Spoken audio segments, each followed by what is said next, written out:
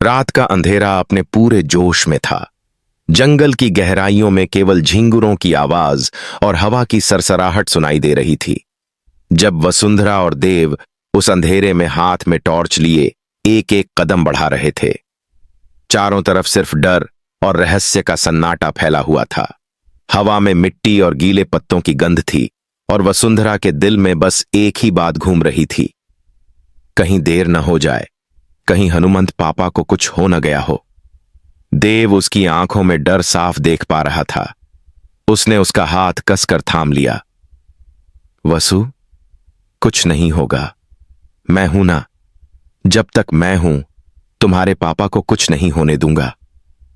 वसुंधरा की आंखों से आंसू टपक पड़े, पर उसके भीतर एक अजीब सी हिम्मत जाग चुकी थी।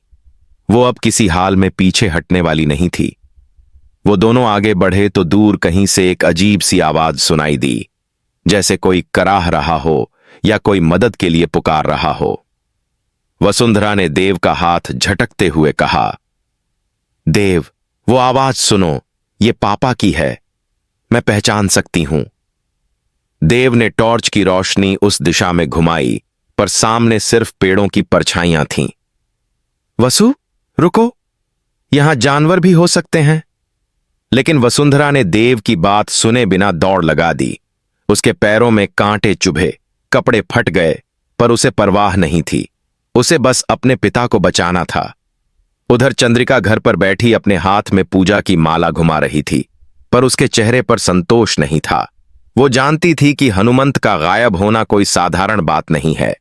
उसने अपने पुराने सेवक से कहा, अगर हनुमंत जिंदा लौट आया तो सारी सच्चाई बाहर आ जाएगी। हमें उन्हें मिलने से पहले रोकना होगा।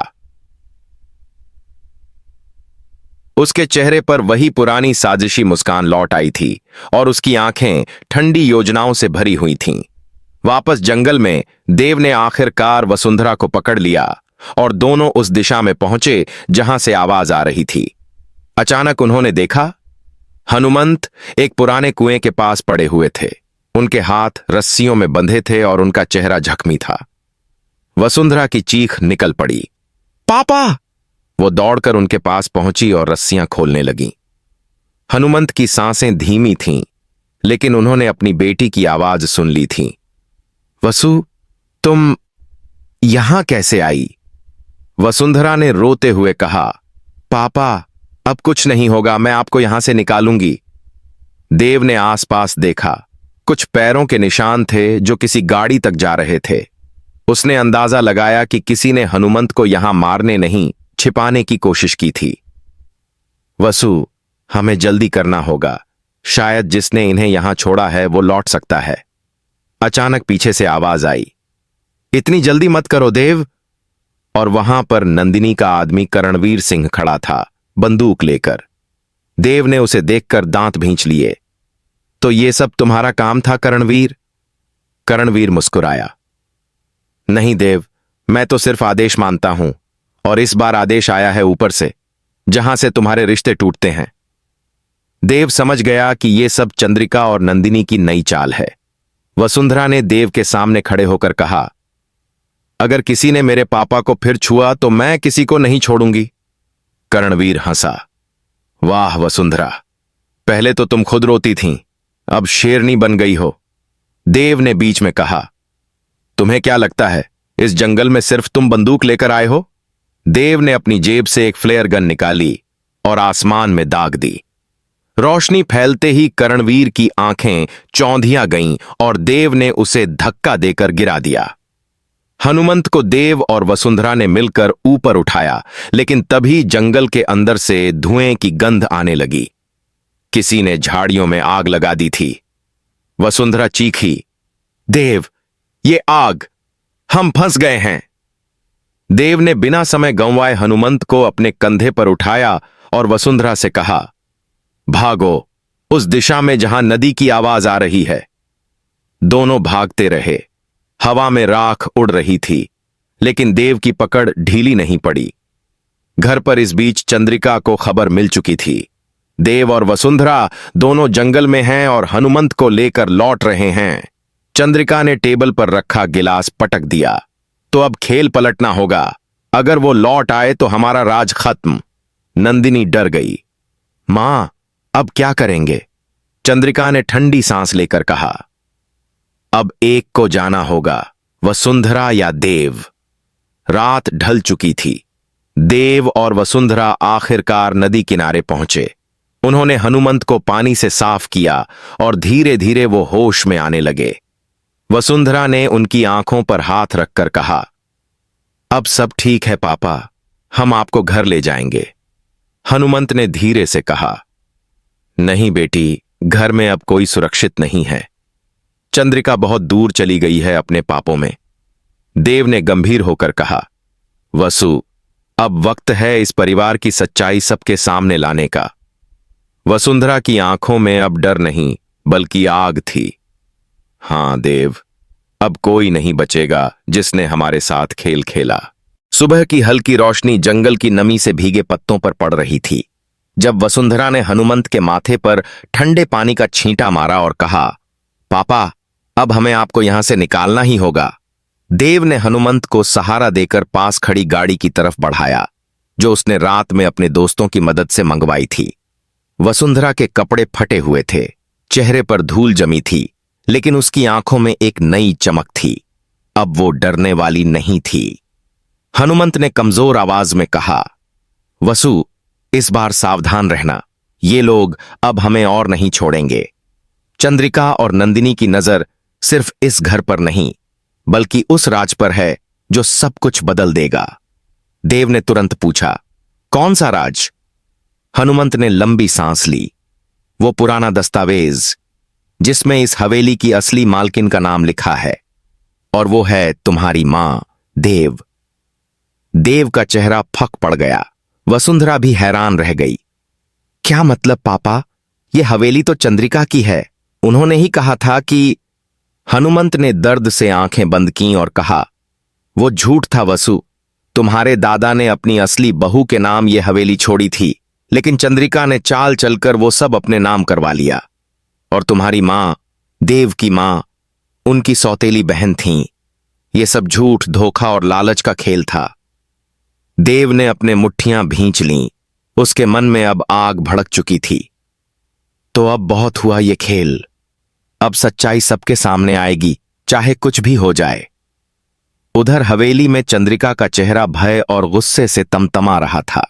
उसकी नौकरानी ने कहा, मालकिन, देव और वसुंधरा हनुमंत को लेकर लौट रहे हैं।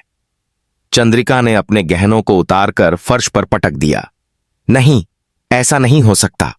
अगर वो लौट आए तो हमारी सालों की मेहनत मिट्टी में मिल जाएगी। नंदिनी को बुलाओ। नंदिनी जल्दी से आई। उसकी आंखों में डर और घबराहट थी।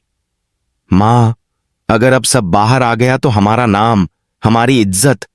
चंद्रिका ने ठंडे स्वर में कहा, इज्जत को बचाने के लिए कभी कभी किसी को मिटाना पड़ता है। नंदिनी हकला गई।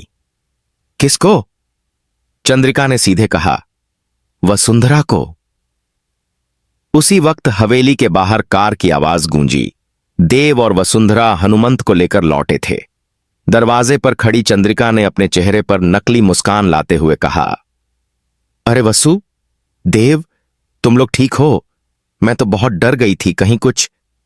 लेकिन वसुंधरा ने बीच में ही कहा, नाटक बंद करो चंद्रिका, हमें सब पता चल गया है।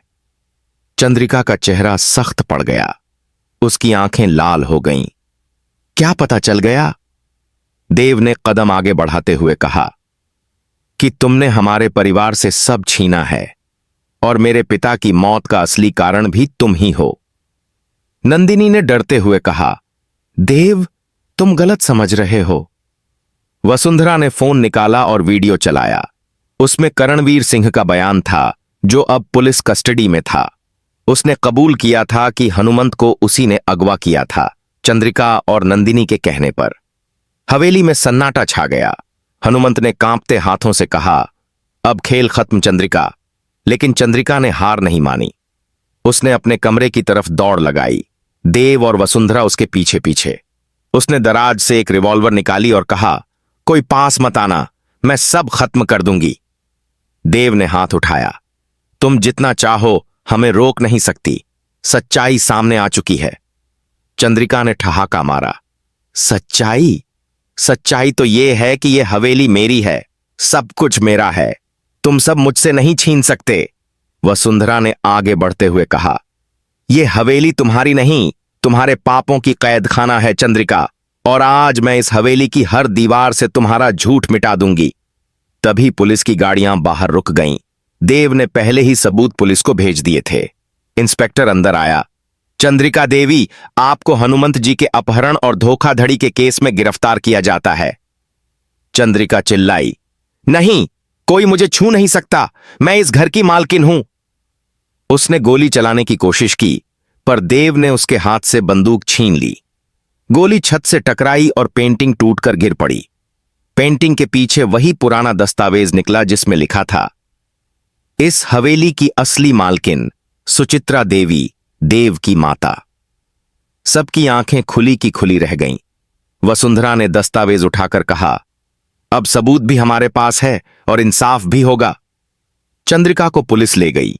नंदिनी जमीन पर बैठी रही, आंखों में पछतावे के आंसू। देव ने धीरे से कहा, नंदिनी, अब देर हो चुकी है, पर अगर तुम्हारे दिल में सचमुच पछतावा है तो अपने पापों का बोझ कम करो। नंदिनी ने रोते हुए कहा, देव, मुझे माफ कर दो। कुछ दिन बाद हवेली में पहली बार शांति थी। हनुमंत अब ठीक हो चुके थे और उन्होंने वसुंधरा को गले लगाकर कहा, तुमने साबित कर दिया बेटी कि सच्चाई चाहे कितनी भी देर से आए, जीत उसी की होती है जो हार मानता नहीं। देव ने मुस्कुराते हुए कहा, अब ये हवेली उस नाम की बनेगी जिसके लिए ये हमेशा थी, सच्चाई और ईमानदारी। शाम ढलते ढलते हवेली में पूजा हुई। वसुंधरा ने दीपक जलाया और देव ने उसके पास आकर कहा, अब हमें किसी जंगल, किसी डर की जरूरत नहीं, क्योंकि हमने खुद अपने अंधेरे को हरा दिया है। वसुंधरा ने देव का हाथ पकड़ते हुए कहा, हां देव, और अब ये घर, ये परिवार सब फिर से बसेंगे, प्यार से। लेकिन जैसे ही पूजा की घंटी बजी, कैमरा धीरे धीरे हवेली की ऊपरी मंजिल की खिड़की पर गया। वहां से किसी की परछाई उन्हें देख रही थी, वही नंदिनी, जिसकी आंखों में अब अजीब सी ठंडक थी। उसके चेहरे पर एक हल्की मुस्कान आई और उसने कहा, खेल अभी खत्म नहीं हुआ वसुंधरा, अभी एक आखिरी चाल बाकी है।